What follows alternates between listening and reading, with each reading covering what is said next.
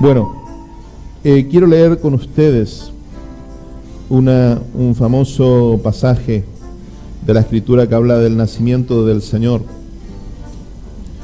En Mateo 1:18 dice la palabra de Dios: el nacimiento de Jesucristo fue así.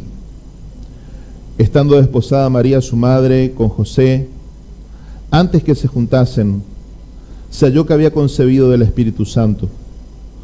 José su marido, como era justo y no quería infamarla, quiso dejarla secretamente.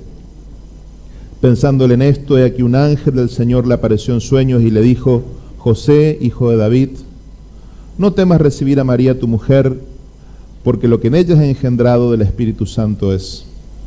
Y dará a luz un hijo, y llamará su nombre Jesús, porque él salvará a su pueblo de sus pecados. Todo esto aconteció para que se cumpliese lo dicho por el Señor por medio del profeta cuando dijo: he aquí que una virgen concebirá y dará a luz un hijo, y llamará su nombre Emmanuel, que traducido es Dios con nosotros. Y despertando José del sueño, hizo como el ángel del Señor le había mandado, y recibió a su mujer, pero no la conoció hasta que dio a luz a su hijo primogénito, y le puso por nombre Jesús. ¿Amén? ¿Conocen la historia? Ok.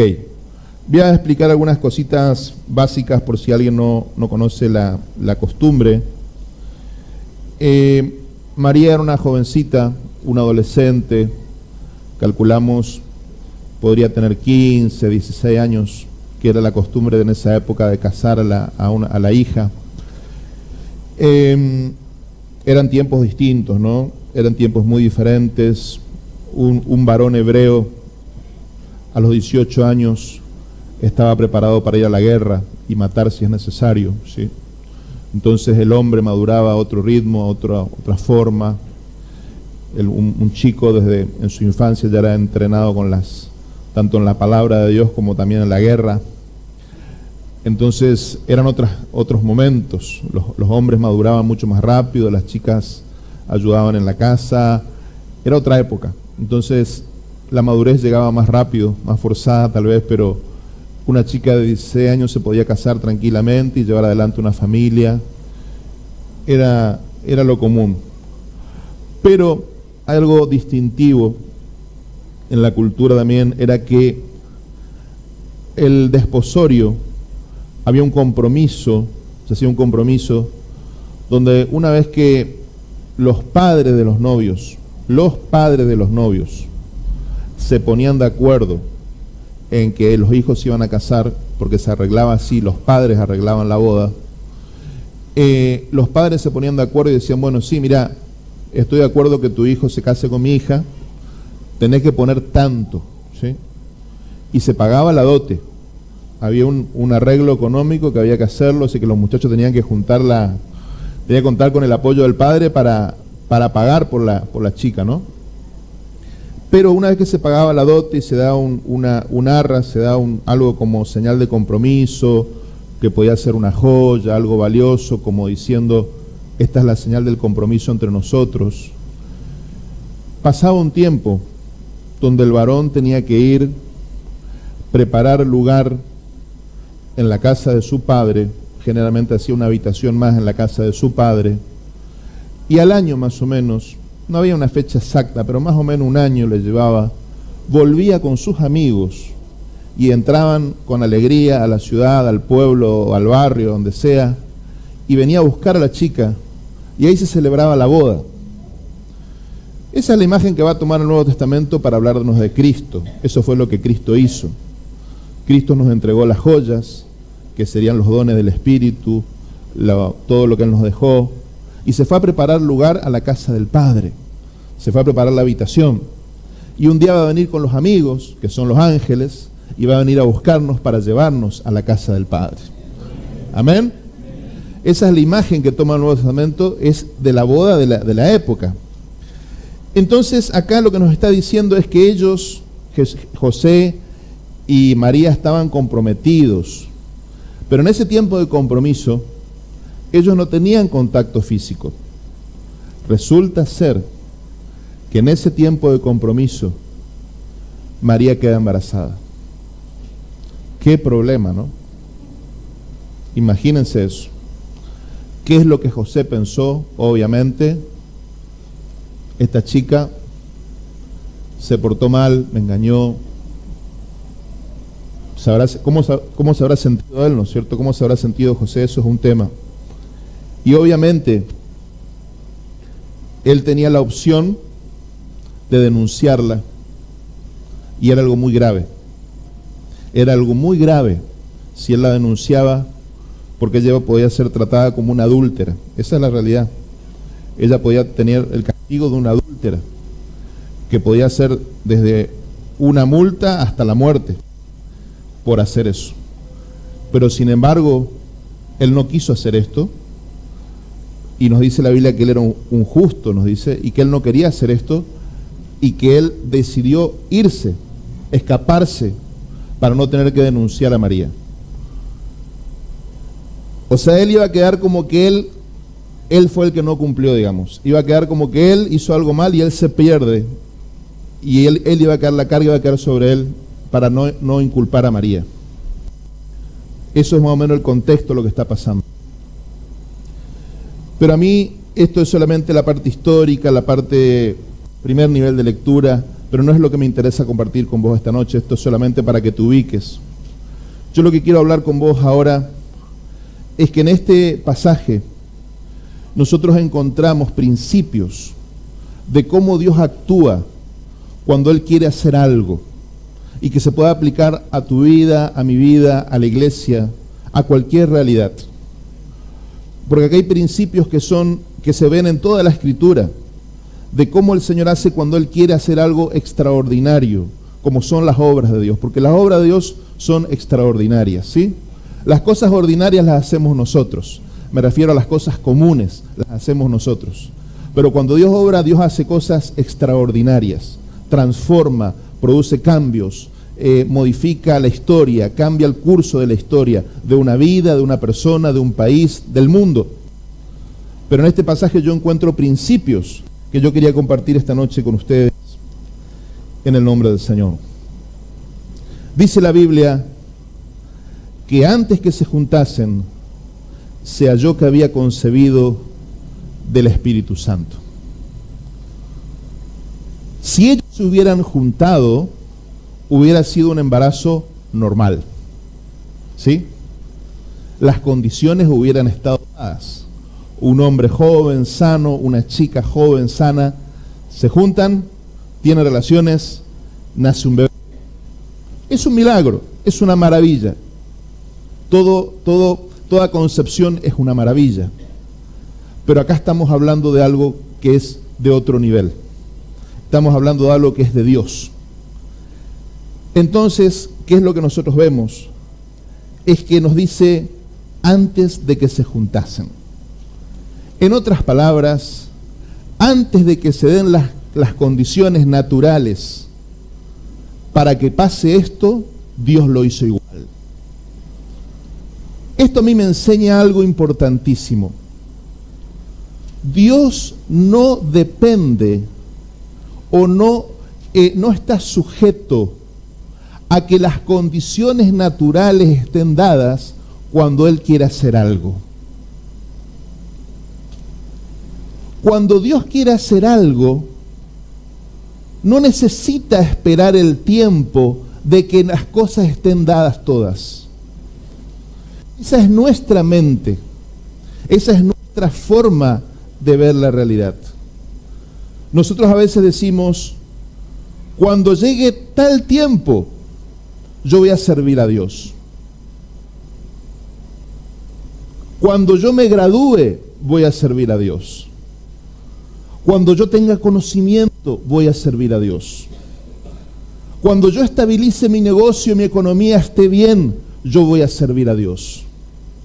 Cuando yo consiga novia y me case y tenga una familia, voy a servir a Dios. Nosotros creemos, de alguna manera, que nosotros podemos manejar eso, pero eso no es la verdad. La verdad es que cuando Dios se propone hacer algo, Él no necesita que las condiciones estén dadas. Él no necesita que nosotros estemos preparados. Porque en realidad, cuando Dios va a hacer algo con tu vida, vos nunca vas a estar preparado. Porque lo que Dios va a hacer siempre te va a superar ampliamente. Una característica de algo de Dios es que vos te sentís totalmente superado por ese llamado divino. Cuando yo a veces hablo con los amigos, los pastores amigos, con mis padres espirituales, y yo le cuento los desafíos que tengo delante. Yo, igual que ustedes, muchas veces les digo, mira, yo no me siento preparado para esto. Yo no siento que yo esté listo para esto. Y como ellos son sabios, a veces alguno de ellos me dice, mira Marcelo, esa es la mejor señal de que el Señor el que te está llevando. Es el Señor el que tuvo la iniciativa. No fue un plan tuyo, fue un plan de Dios, y vos lo que tenés que hacer ahora es dejarte llevar por ese plan. Amén. Entonces, punto número 1, Dios no necesita que las condiciones estén dadas. No se trata de que vos estés listo, se trata de que el tiempo de hacerlo llegó y Él quiere hacerlo. Amén. Punto número 2, dice que esto era algo del Espíritu Santo. Fue algo del Espíritu Santo. Las cosas de Dios son concebidas por el Espíritu Santo. Dios no tiene otra manera de hacer algo en la tierra sino a través del Espíritu Santo. Hubo un tiempo que fue el tiempo del Padre, los tiempos del Antiguo Testamento. Hubo un tiempo que fue el tiempo del Hijo, los tiempos del Nuevo Testamento, el tiempo del Evangelio. Pero un día Él dijo, les conviene que yo me vaya, porque ahora yo estoy con ustedes.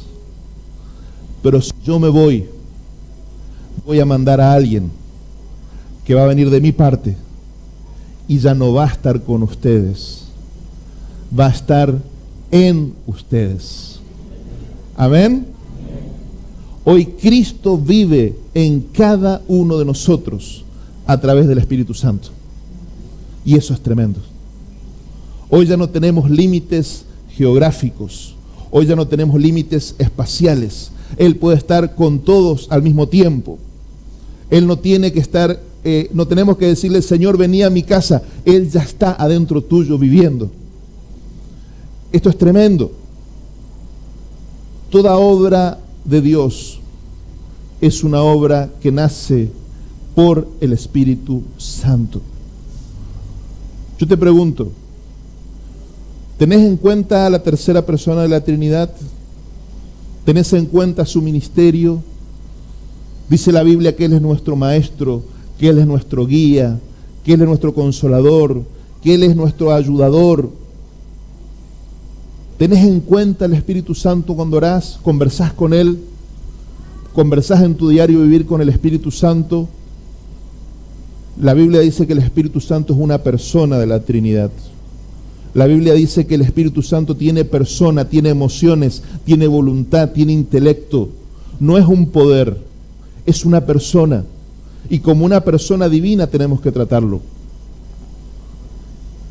Muchas de las cosas que van a ocurrir en tu vida en los próximos años van a depender de tu relación con el Espíritu Santo. En la medida que vos aprendas a dejarte guiar por Él, en la medida que vos aprendas a recibir sus intuiciones, en la medida que vos aprendas a cómo Él te habla, a escuchar su voz, en la medida que vos aprendas a que Él sea tu maestro y en la intimidad Él te enseñe los pasos que tenés que dar, Él va a hacer cosas tremendas en tu vida. Porque el Espíritu Santo conoce la perfecta voluntad de Dios para tu vida en el tiempo perfecto. Hermano, hay que cultivar la relación con el Espíritu Santo. Necesitamos cultivar la relación con el Espíritu Santo, porque sin Él no podemos hacer nada. Amén. Dice que él, cuando se entera de esto, dice que José era un justo y no quería infamarla, quiso dejarla secretamente. La tercera característica, Dios va a usar para cumplir sus propósitos a hombres y mujeres que son justos. Justos. Dice la palabra que a través de la muerte en la cruz de Cristo, la muerte de Cristo en la cruz, Él nos atribuyó, nos cargó, nos dispensó su justicia. Para nosotros, ahora nosotros para Dios somos justos.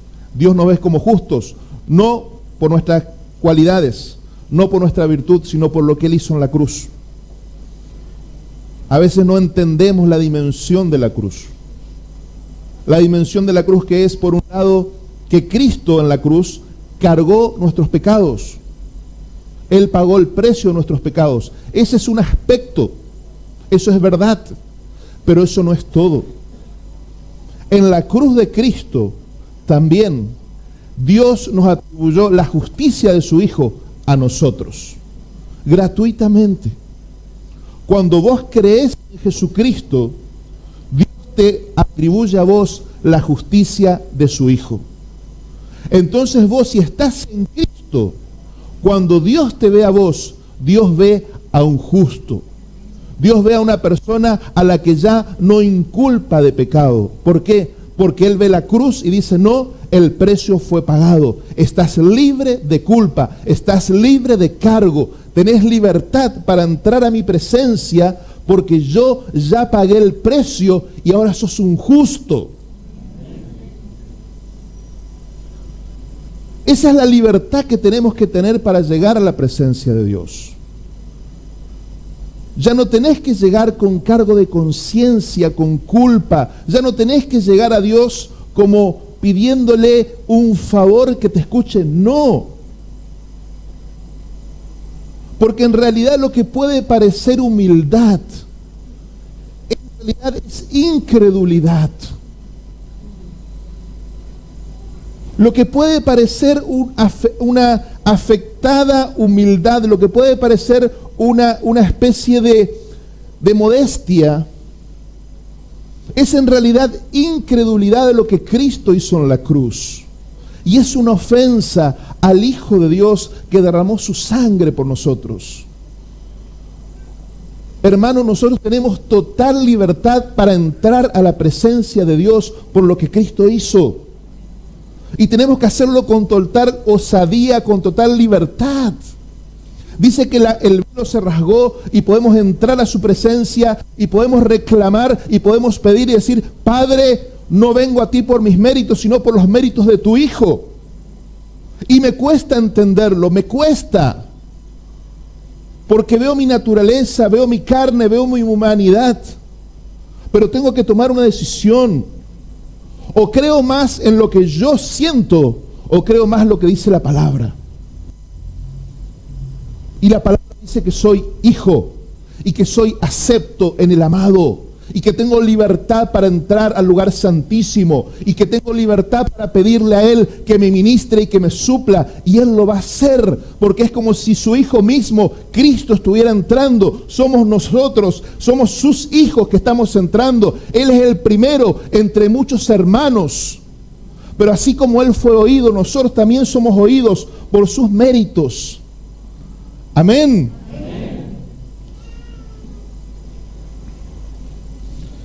Somos justos. Dice el versículo 20, y pensando él en esto, he aquí un ángel del Señor le apareció en sueños. José estaba viviendo una experiencia milagrosa, una experiencia sobrenatural, pero él era un justo. Pero algo interesante que el texto nos dice es, pensando él en esto. Hermano, nunca dejes tu cabeza afuera del proceso con Dios. Hoy es muy común en muchos lugares donde te hablan de Dios, donde te hablan del poder de Dios, te hacen sentir que vos sos poco espiritual por pensar. Yo he escuchado más de una vez desde una plataforma decir, o en un canal de televisión decir, no pienses porque Dios no se mueve así. Yo te puedo demostrar en toda la Biblia que Dios sí se mueve así. Que el justo, la persona justa, no deja su cerebro en la puerta. Cuando Dios te habla, el próximo paso es tuyo. Y para eso tenés que pensar. Y te puedo mostrar muchos ejemplos de hombres, como el caso de José. José, Dios le habla, él estaba ya en Egipto, capítulos después. Fíjate ahí nomás, si querés dar vuelta a la página, por favor. En el versículo, te muestro esto para que, un ejemplo de tantos. Ellos habían huido a Egipto porque iban a matar a todos los niños. ¿Te acordás la historia? En el versículo 19 del capítulo 2 dice: pero después de la muerte de Herodes, he aquí un ángel del Señor apareció en sueños a José en Egipto. Otro ángel que se le aparece, diciendo: levántate, toma al niño y a su madre y vete a tierra de Israel, porque han muerto los que procuraban la muerte del niño. Entonces él se levantó y tomó al niño y a su madre y vino a la tierra de Israel. Él se mueve de acuerdo al sueño, pero fíjate. Pero oyendo que Arquelao reinaba en Judea en lugar de Herodes su padre, tuvo temor de ir allá, pero avisado por revelación en sueños, se fue a la región de Galilea. Y vino y habitó en la ciudad que se llama Nazaret, para que se cumpliese lo que fue dicho por los profetas, que habría de ser llamado Nazareno. Fíjate la interacción, yo quiero mostrarte la interacción que hay acá. Dios le dice, volvé. Él vuelve, pero se encuentra una realidad, que en la ciudad donde él pensaba volver, había peligro. Entonces él dice, no, acá hay algo que no me cierra. Otra vez viene otro ángel y le dice, andate a tal ciudad. Si él no hubiera usado el sentido común, él dice, no, Dios me dijo que me vaya y yo me voy a ir porque Dios me habló. No es así. El hecho de que Dios te haya hablado en un momento no quiere decir que vos tenés que poner en punto muerto tu cerebro e irte como un caballo así. Vos tenés que seguir usando tu sentido común. Señor, vos me hablaste de esto, listo. Ahora, ¿cómo lo hago? Ahora, Señor, esto no me cierra. Señor, ¿de qué voy a vivir? Señor, ¿cómo lo voy a hacer? Y ahí Dios va a mandar, si tiene que mandar todos los ángeles necesarios, lo va a mandar, pero porque vos estás interactuando con Él. Vos das un paso, Él da otro. Vos das un paso, Él da otro. Somos socios de Dios. Amén. No sos una marioneta.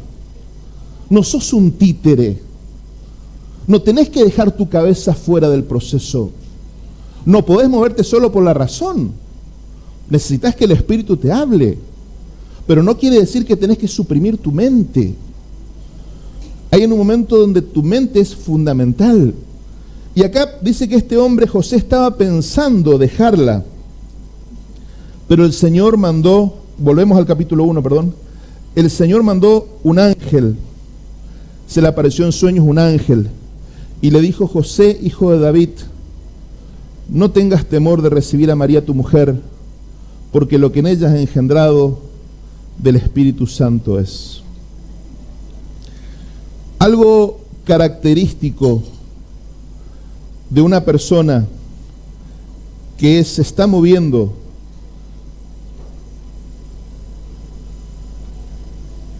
con una dirección de Dios. Cuando vos entras en la dimensión de moverte bajo la dirección del Espíritu y estás moviéndote con una dirección de Dios, Dios va a mandar ángeles para hablarte. Amén. La palabra ángel, tanto en hebreo como en griego, es el sinónimo de mensajero. Un ángel es un mensajero. Ese mensajero puede ser, desde esa pintura que vos ves, un hombre rubio con alas. Puede ser así. Puede ser cualquier manifestación de Dios sobrenatural. Pero un ángel, un mensajero es algo muy amplio. ¿Sí?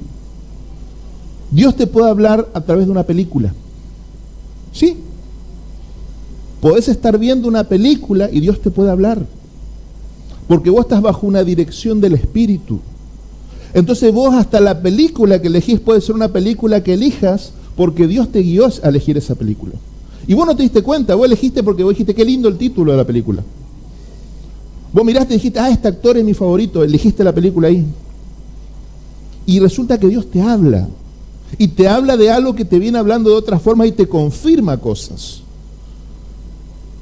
O viene alguien, una persona, y empieza a hablarte de un tema. Y es justamente lo que el Señor te venía hablando a vos en privado. O venís a la iglesia y justo la palabra que se da, o un testimonio que se cuenta, confirma o te da dirección en lo que el Señor te habló en privado. Eso es lo que quiero que vos lo tengas muy en cuenta. Es muy importante que para vos el hecho de que Dios mande mensajeros se vuelva algo natural, se vuelva algo cotidiano, porque así funciona esto. Cuando vos te movés bajo la dirección del Espíritu, cuando vos querés hacer la voluntad de Dios, vos te disponés a hacer la voluntad de Dios. Cuando vos tenés un corazón alineado, como decía hoy nuestra hermana, cuando tu corazón está alineado, aunque muchas condiciones no estén dadas, pero tu corazón realmente desea hacer la voluntad de Dios, van a aparecer ángeles en tu vida. Hermano, esto es algo normal, esto es algo cotidiano. Y cuando más natural se vuelva, vos te vas a dar cuenta de esto. En el pueblo hebreo pasó lo mismo que pasa hoy. Una persona tenía estas experiencias y cuando no estaban bien sintonizados, en el mundo hebreo se empezó a rendir culto a los ángeles.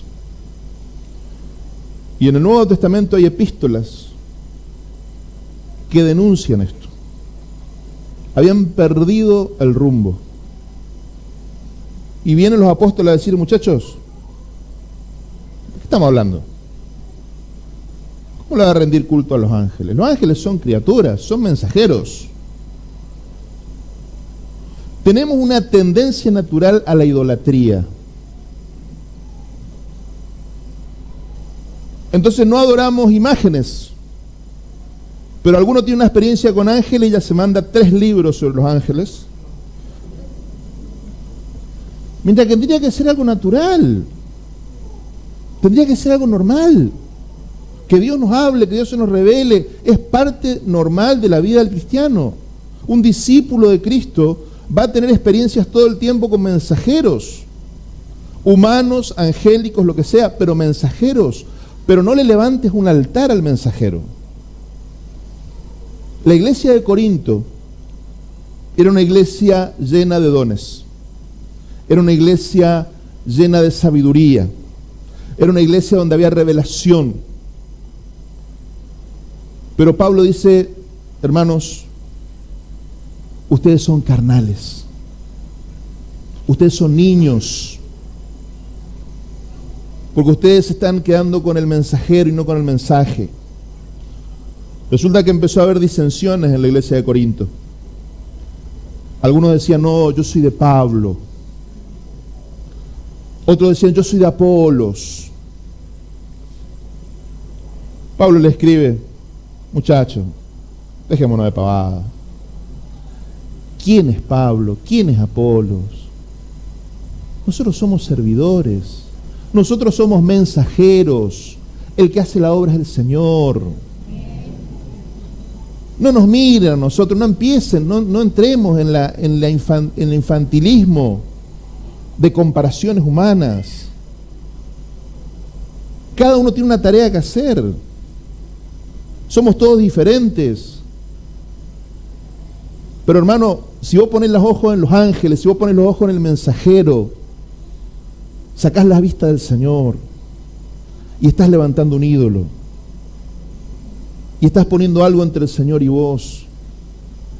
Cuidado con eso. Cuidado con eso.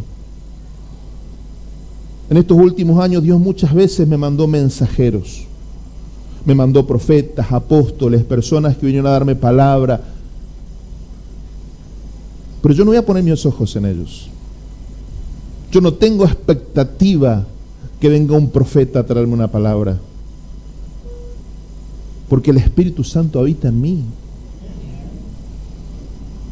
Mi mayor expectativa es estar con los ojos puestos en el Señor y estar atento a la voz de Dios.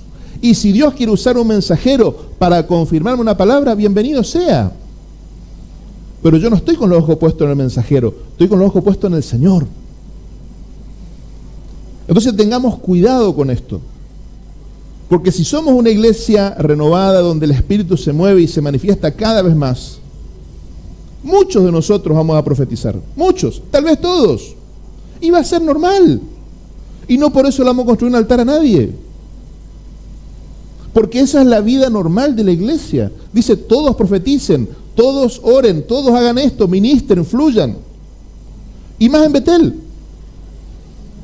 Somos una iglesia equipadora. Estamos trabajando para levantar apóstoles, para levantar profetas, pastores. Eso es lo que queremos hacer. Pero no saquemos la vista del Señor. Porque el que hace la obra, el que nos da todo lo que tenemos, es el Señor. El que hace milagros es el Señor. El que manda a los mensajeros es el Señor. El que me mandó a Corrientes es el Señor. El que me va a mandar allá es el Señor. Y el día que yo no esté, el Señor mandará a otro. ¿Me estás entendiendo?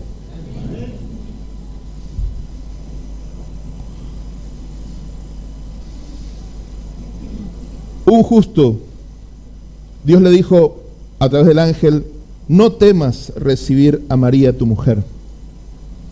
Un justo es una persona que tiene temores. Es una persona con temores.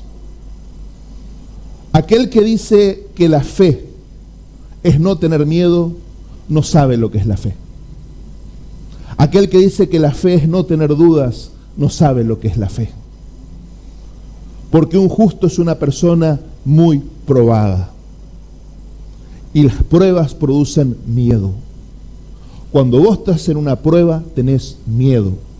Cuando vos estás esperando el resultado de un análisis de las características que nos contaba nuestra hermana, tenés miedo. Y si no tenés miedo es porque ya te moriste hace mucho.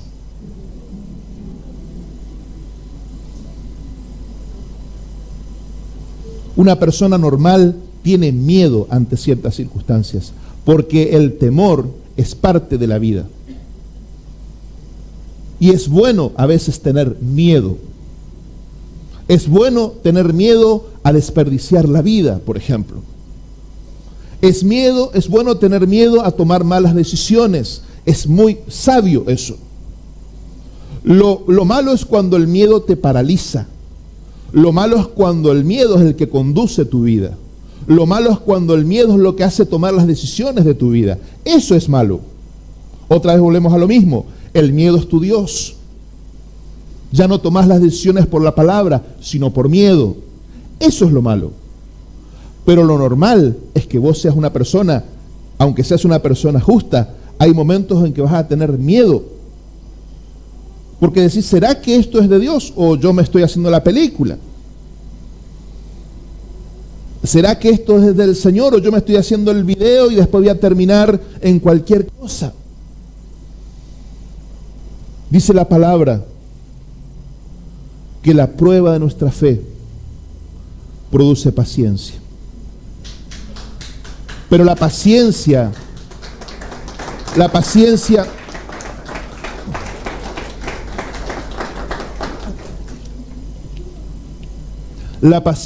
no avergüenza, porque el amor de Dios ha sido derramado en nuestros corazones por el Espíritu Santo. ¿Qué quiere decir esto? Cuando vos estás siendo probado y tenés que esperar. Y cuando uno tiene que esperar, uno muchas veces tiene miedo de ser avergonzado. Uno a veces tiene miedo y dice, Señor, ¿qué pasa si yo espero en ti? Y después no pasa lo que yo esperaba que pase. ¿Qué van a decir los demás? Yo me jugué por vos y fíjate cómo termino mis días. Yo me jugué por vos y fíjate, no se dio lo que yo esperaba. Cualquier persona normal, por más santa que sea, le va a pasar esto. Por eso el Señor dice en su palabra, en el profeta, aquel que en Él confía, aquel que en Él cree, no va a ser avergonzado. Si el Señor mandó a un profeta a decirnos eso, es porque quiere decir que vos podés ser creyente, pero sin embargo tener miedo de ser avergonzado. Cualquiera que está en una prueba y dice, Señor, al final yo te serví, yo me jugué, yo di paso, declaré, yo testifiqué. ¿Y ahora qué pasa conmigo? ¿Cómo voy a quedar yo ahora? ¿Dónde va a quedar mi reputación? ¿Dónde va a quedar mi testimonio? ¿Dónde va a quedar todo lo que yo dije si me pasa esto? Eso nos pasa. Y no hay que tener miedo, no hay que tener vergüenza justamente por esto. Sino que tenemos que entender que en ese momento es cuando el Señor quiere llevarnos a un nivel superior de fe. Hermanos, yo estoy viviendo muchas cosas hermosas hoy día de puertas y posibilidades, que ¿saben dónde las cocinó el Señor? En esos 10, 12 días que yo estuve enfermo en mi casa con neumonía. Fueron días donde fui al médico y me mostraron una placa radiográfica que estaba bastante mal, donde me dijeron que no podía tener entrevista con las personas porque había mucho riesgo de contagio y un montón de cosas. Y a uno se le vienen un montón de temores y cosas encima, fantasmas. Pero en esos días, donde pasé momentos también de mucho dolor físico, y donde hubo momentos donde me sentí realmente cansado, dolorido, solo, llegó un momento que hice un clic. ¿Y ese clic cuál fue? Entender en un nivel más alto que nada puede escaparse de su gobierno. Llegó un punto en que dije, Señor, esto no puede escapar de tu gobierno. Y si vos todo lo que haces es por mi bien, esto también es por mi bien, aunque yo no lo entienda ahora. Y de golpe mi dolor, mis dudas, mis temores, mi soledad, se transformaron en alabanza. Se transformaron en acción de gracias, sacrificio de alabanza. Me dolía, no entendía, pero empecé a alabar al Señor. Porque empecé a entender de otra manera. Nos pasaste por el fuego y por el agua. Hiciste pasar hombres sobre nuestra cabeza, pero nos sacaste a abundancia. Y el Espíritu Santo empezó a traer esas promesas, las promesas que están en la palabra, y a decirme, Marcelo, estas promesas son eficientes también ahora. No tengas miedo, porque esto es para tu bien. Y realmente, hermanos, les digo la verdad, si yo no me hubiera enfermado, yo no hubiera estado preparado para lo que viví en Brasil. Y si yo no vivía lo que vivía en Brasil, no se hubieran abierto las puertas que ahora se abrieron. Por eso les digo, el caldo de cultivo de todas las bendiciones que hoy estoy cosechando fueron esos días enfermos. Entonces, algo que vos podés considerar negativo, tal vez lo peor que te está pasando, en realidad muchas veces, como le pasaba a José, que sentía que estaba siendo tal vez avergonzado, que tal vez su novia lo había engañado, se sentía totalmente, tal vez, ¿cómo se sentiría él como persona? Imagínate esto. Él era un chico justo, un hombre de Dios, un hombre que quería agradar a Dios. Y de golpe la novia le metió los cuernos y quedó embarazada de otro tipo. Claro, porque ahora nosotros sabemos el final de la historia y nos matamos de risa, pero imagínate lo que le pasó en la cabeza a este chico. Pero resulta que había un propósito de Dios escondido mucho más grande ahí. Hermano, cuando vos sos elegido de Dios, cuando vos sos elegida de Dios, vos tenés que entender que aún las peores cosas que te pasan están dentro de un plan mayor para tu bendición y para bendición de muchos. Amén.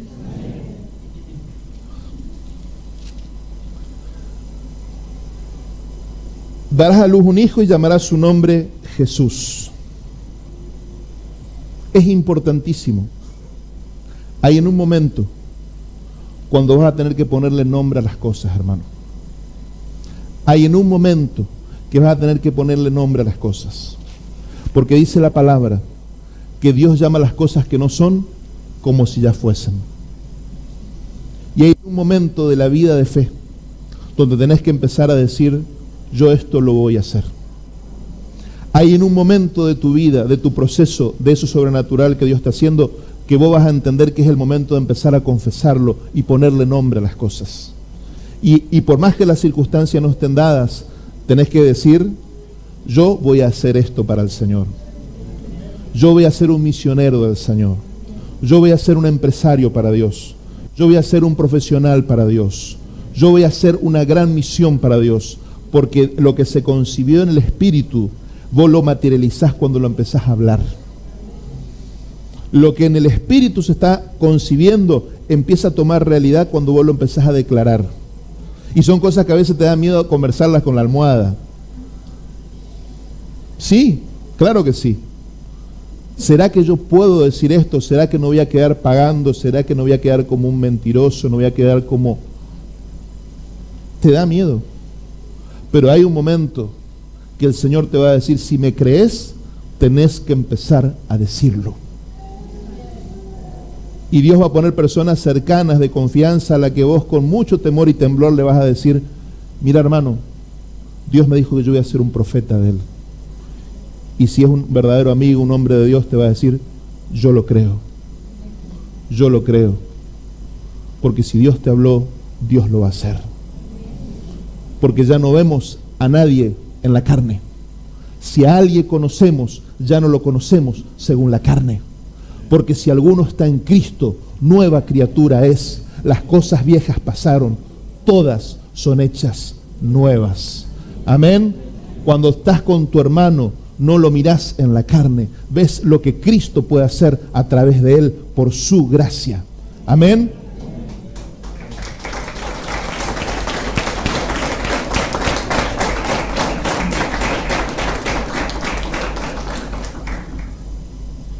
Versículo 24 dice: y despertando José del sueño, hizo como el ángel del Señor le había mandado y recibió a su mujer. Hasta esa noche cuando él tiene esta revelación, ¿qué pensamientos habrán pasado por la cabeza de este joven? Los peores, las peores pesadillas de un joven recto, de un joven de Dios, pasaron por su mente hasta esa noche. Hice bien todo, me guardé de todo, fui justo, recto, tuve buen testimonio, busqué la mejor chica que me pareció la mejor chica y todo me fue mal. Esta chica me traicionó y ahora tengo que irme de mi ciudad, tengo que perderme, tengo que esconderme. Habiendo hecho todo bien, yo tengo que esconderme y dejar mi familia y dejar todo para que ella no sea dañada.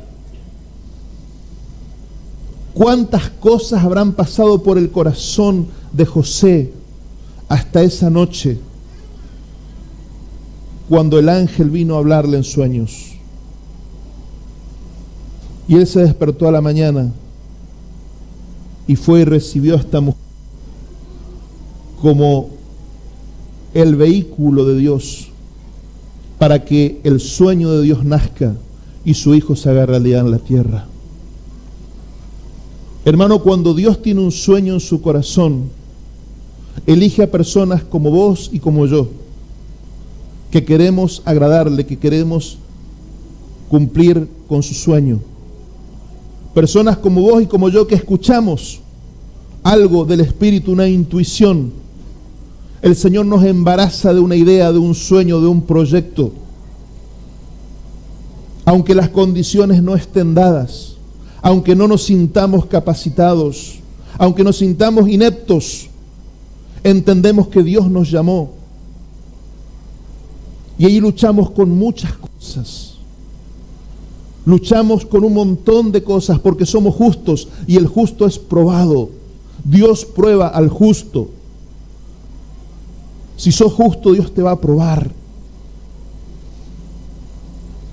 Pero cuando llega el momento, todo aquello que te parecía lo peor se transforma en la fuente mayor de bendición para tu vida. Y vos podés recibirlo de parte de Dios. Yo quiero decirte que yo muchos años luché con el llamado de Dios. Muchos años. Venían profetas, venían siervos de Dios a decirme, vos tenés que hacer esto, vos tenés que hacer aquello. Y nosotros con Fernanda no queríamos saber nada. No estamos preparados. No estamos listos, no tenemos las condiciones. Y siempre teníamos una excusa. Pero llegado el momento, nos dimos cuenta que ya no podíamos seguir escapando. Y decidimos responder al Señor. ¿Saben lo que a veces me lamento? Los años que perdí. Porque los años no se recuperan. El único consuelo que tengo es que mis errores me sirven para mis discípulos. Y sé que mis discípulos no tienen que perder el tiempo que yo perdí. Porque yo voy a estar ahí para decirles, mirá, si Dios te está hablando, avanzá. Aunque las condiciones no estén dadas, aunque te parezca que vas a caminar en el agua, camina en el agua. Porque si el Señor te mandó, no te vas a hundir.